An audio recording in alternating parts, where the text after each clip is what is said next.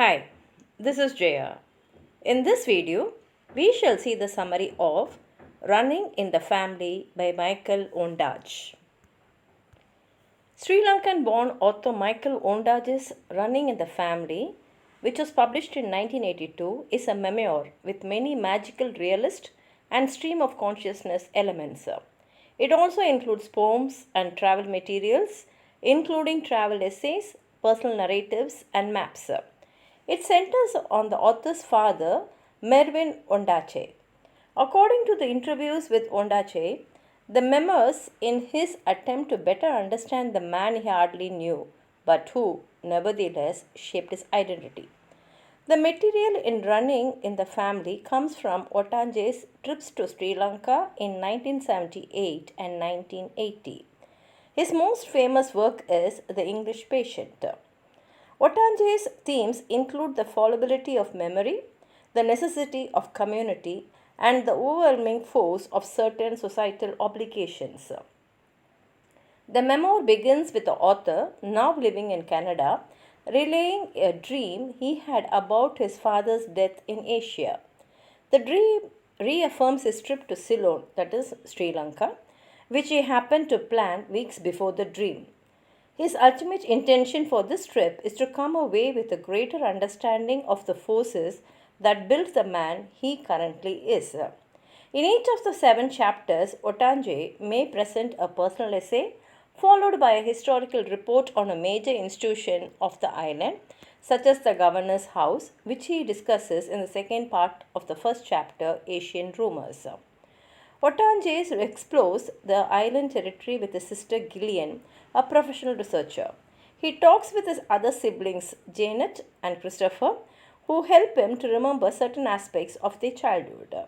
As the memoir novel progresses, he pieces together more about his past and current cultural customs on the island with the help of his extensive family who have lived there for several generations, as well as people he meets in pools, halls, churches, and markets.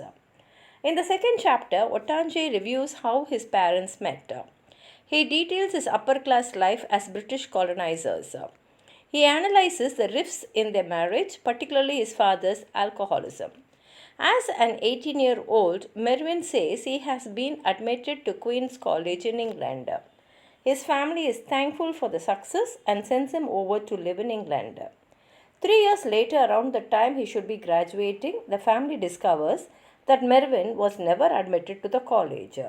He has lied to them about his studies, living around London on the tuition money, and reading whatever strikes his fancy.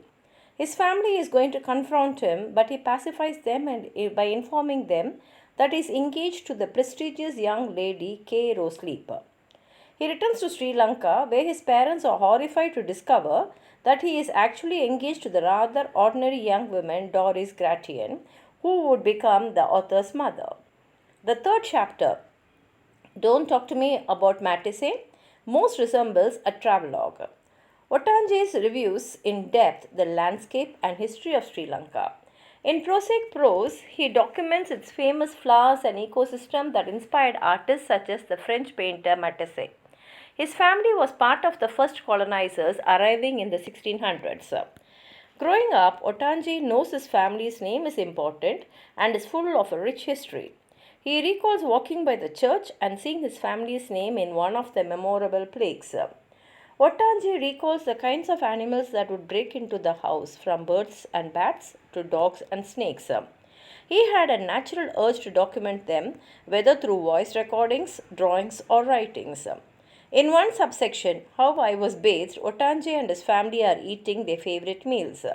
His sister Gillian regales the group with a story of bathing Ondaatje as a 5-year-old. Apparently, he did not like taking a bath at all. He explores his grandmother's life. Lala was notorious around town for being very vocal, a bit selfish, but always memorable. His father was an alcoholic, and the whims he demonstrated under the sway of alcohol affected the young Ondaatje deeply. Like his mother, Lala, Mervyn Ondaatje did not shy away from creating public scandals. As a young man, he was written about in local papers for causing a ruckus in a local bar. In the penultimate chapter, What We Think of Married Life, Otanji is traveling through the land where his parents were married. He is joined by his half sister Susan. With age, Mervyn gains a serious amount of weight. In one subsection, Tanikama, Mervyn is too drunk to remember where his wife or children are. It is 1947. The author is 3 years old. Hours pass and eventually Mervyn finds a family house, but sadly it's empty. Mervyn is so drunk that when he looks into the sky, he cannot see the moon. Regretting many of his life decisions, Mervyn falls into a deeper depression. The section ends with Mervyn realizing he has only the bottle for company. Otaje considers why his father never let any of the family into his inner life. He thinks it is partially due to Lala's constant brashness. Though she was a good storyteller, she was never a good listener or overly caring parent.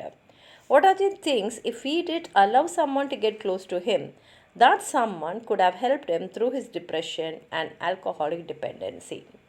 If you have anything more to add on to what I've said, please write it in the comment box, like the video, share it with your friends, and if you have not subscribed my channel, please subscribe and support. Thank you.